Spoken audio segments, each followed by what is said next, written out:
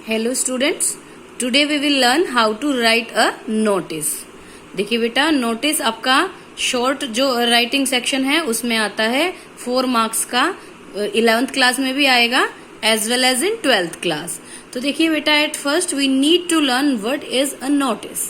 एक नोटिस होता क्या है?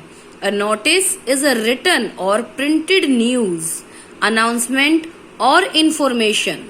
ठीक है, क्या होता है कि वो कोई न्यूज हो सकती है, अनाउंसमेंट हो सकती है, इंफॉर्मेशन हो सकती है जो कि आपको देनी है किसी को। ठीक है, मतलब एक बहुत सारे लोगों के लिए कॉमन नोटिस जो है लिखा जाता है, जो कि नोटिस बोर्ड पे लगा दिया जाता है और सारे के सारे जो वहाँ के मेंबर्स होते हैं, चाहे वो सोसाइटी हो चाहे वो स्कूल हो, तो वो जो है वहां से उस जानकारी को प्राप्त कर सकते हैं। ठीक है, ये प्रिंटेड भी हो सकता है और रिटन भी हो सकता है।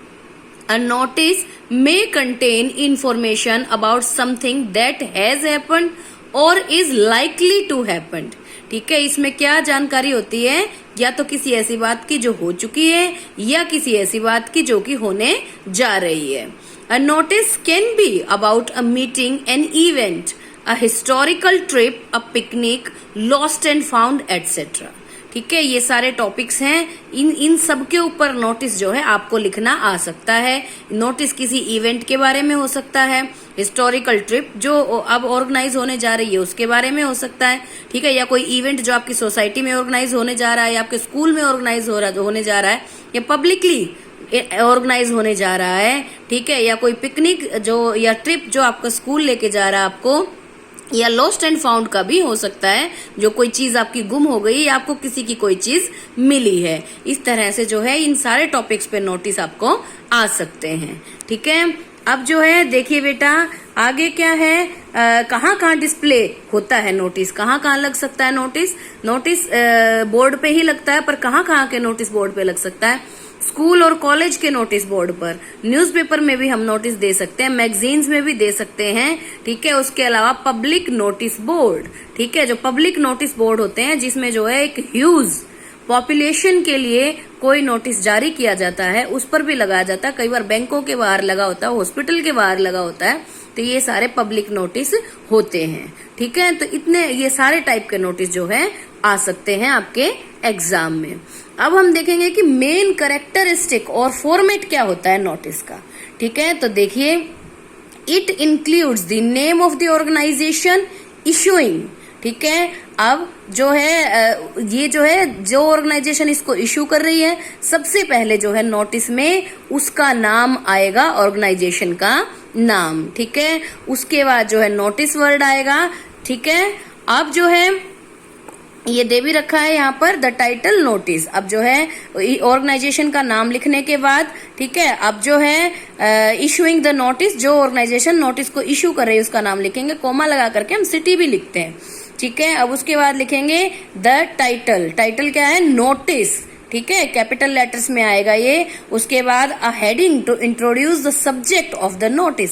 एक ऐसा अट्रैक्टिव हेडिंग लिखेंगे जिसको पढ़ते ही लोगों को ये पता चल जाए कि नोटिस किस बारे में है। And there is no need to be confuse. अगर आपको ये लग रहा है कि हमें समझ नहीं आ रहा है, तो जब आप फॉर्मेट देखेंगे तो आपको तुरंत समझ आ जाएगा कि मैं क्या कह रही थी। मैं फिर से फॉर्मेट दिखा करके एक्सप्लेन करूंगी। ठीक है, अब उसके बाद डेट लिखेंगे।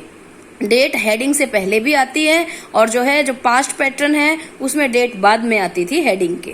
ठीक है, तो अब आगे देखिए, the body of the notice. Notice की बॉडी बनाएंगे, उसमें जो है सब कुछ जो भी नेसेसरी हमें एक्सप्लेन करना है, जो भी रिक्वायर्ड है वो सारा कुछ एक्सप्लेन करेंगे। ठीक है, अब उसके बाद जो है जब नोटिस की बॉडी खत्म हो जाएगी तो हम क्या करेंगे बेटा, सबसे पहले जो है सिग्नेचर करेंगे पहली लाइन में। उसके नीचे नेम होता है, उसके नीचे डेजिग्नेशन होता है। अब बेटर ये होता है कि आप इसको उल्टा लिखना शुरू करें। जहां आपकी बॉडी खत्म होती है वहां से 3 लाइन नीचे जाइए। सबसे पहले डेजिग्नेशन लिखिए कि जो नोटिस लिखने वाला है उसका पद क्या है। उसके बाद उसका नाम आएगा और उसके ऊपर उसका सिग्नेचर आएगा। नोटिस हमेशा अंडरसाइंड होता है। एक नोटिस ही ऐसी राइटिंग स्किल है जिसके नीचे साइन किया हुआ होता है। ठीक है, अब सबसे पहले हम फॉर्मेट देखने से पहले हम ये देखेंगे कि नोटिस में जरूरी जो चीजें हैं जो हमें याद रखनी है वो कौन कौन सी हैं। ठीक है, so include only the most important points.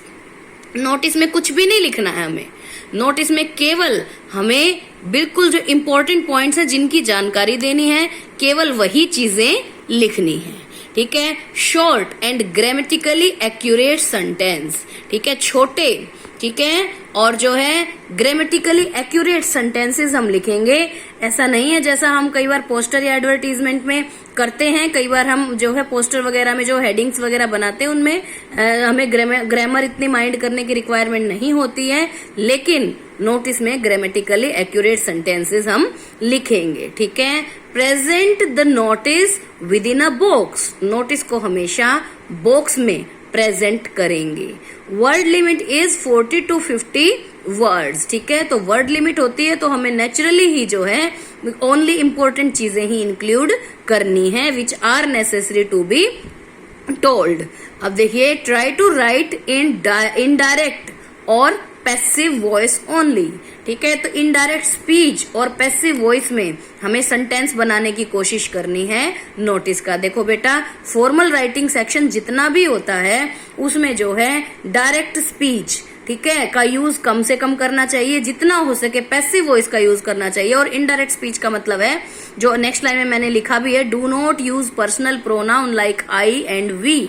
ठीक है, यानी कि इनडायरेक्ट स्पीच जिसके अंदर थर्ड पर्सन का हम यूज करते हैं, तो उसमें ही आपको ये मतलब most of the writing section लिखना चाहिए। ठीक है, जैसे मैं ये कहूं आई विल डू दैट, इसकी बजाय अगर मैं ऐसा लिखूं दैट विल बी डन, तो that would be much better. ठीक है, ये ज्यादा अच्छा लगेगा। मैं कहूं कि I will do it by tomorrow, मैं इसको कल तक कर दूंगी, लेकिन अगर मैं इसको ऐसा कहूं it will be done by tomorrow, ठीक है, तो ये ज्यादा अच्छा लगेगा। ये क्या हो गया, पैसिव वॉइस। ठीक है, इसमें मैंने सब्जेक्ट मेंशन ही नहीं किया, और अगर हम करते हैं तो भी आई और वी जैसे सब्जेक्ट्स को हम जो है अवॉइड करेंगे फॉर्मल राइटिंग सेक्शन जितना भी होता है उसमें। अब उसके बाद देखिए, ये जो नोटिस है इसमें मेन कंटेंट कौन कौन से होते हैं। अ नोटिस शुड आंसर, मतलब क्या क्या चीजें होनी चाहिए नोटिस के अंदर, कैसी कैसी जानकारी होनी चाहिए। सबसे पहले हमें क्या लिखना, किसको सेटिस्फाई करना बेटा, किस वर्ड को, व्हाट, कि भाई क्या होने जा रहा है। ठीक है, अब उसके बाद व्हेन, कब होने जा रहा है, वेयर, कहाँ होने जा रहा है, हाउ, कैसे सेलिब्रेट होगा। ठीक है, क्या क्या हाईलाइट होंगी उसकी। ठीक है, हु कैन अप्लाई, और उसमें यदि कोई कंपटीशन है या जो है यदि कोई और जो है पर्पस है, कोई सेलिब्रेशन है, ठीक है, कोई चैरिटी फंक्शन है, तो उसमें कौन कौन अप्लाई कर सकता है, कौन कौन भाग ले सकता है। And later on whom to contact, और जो भाग लेने वाले हैं वो किससे कॉन्टेक्ट करें, किसको बताएं कि that we are willing to take part. ठीक है, ये सारी बातें what, when, where, how, who can apply and whom to contact, ये सारी की सारी चीजें जो है हमें नोटिस में मेंशन करनी है। ये मैं जब आपको एग्जाम्पल बताऊंगी तो आपको बिल्कुल ढंग से एक्सप्लेन करूंगी और आपको बिल्कुल अच्छे से समझ आ जाएंगी। अब हम देखते हैं नोटिस में फॉर्मेट को देखते हैं। देखो बेटा, नोटिस का फॉर्मेट ये रहेगा। ठीक है, तो मैं बता रही थी आपको नेम ऑफ द ऑर्गेनाइजेशन। ठीक है, आपको अब समझ आएगा। नेम ऑफ द ऑर्गेनाइजेशन लिखेंगे, जैसे अगर आपका स्कूल ऑर्गेनाइज कर रहा है तो आप क्या लिखेंगे, स्कूल का नाम यहाँ लिखेंगे। अगर सोसाइटी जो है कुछ ऑर्गेनाइज करने जा रही है तो सोसाइटी का नाम आप यहाँ पर लिखेंगे। ठीक है, कोमा लगा करके। अगर सिटी दी गई है आपको तो आप सिटी भी लिखेंगे। ठीक है, फिर उसके नीचे कैपिटल लेटर्स में आप नोटिस वर्ड लिखेंगे। ठीक है, तब फिर जो है इस साइड में आप डेट ऑफ द नोटिस लिखेंगे, बट याद रखिएगा date word will not be mention, date word नहीं लिखेंगे, सिंपल डेट ही लिखेंगे। उसके बाद टाइटल और हेडलाइन, ठीक है, कि भाई किस बारे में है वो नोटिस, और ताकि उसको पढ़ते ही सबको पता चल जाए कि किस बारे में है और लोग फिर पूरा नोटिस पढ़ने के लिए विलिंग हो जाएं।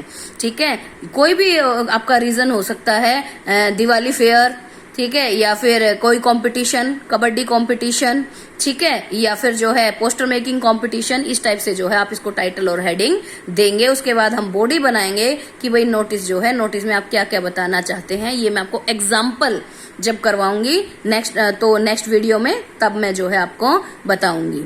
ठीक है, अब उसके बाद बॉडी बन जाएगी। उसके बाद जो नीचे का हिस्सा बड़े ध्यान से देखेंगे। सबसे पहले सिग्नेचर है, फिर नेम है, फिर डेजिग्नेशन है।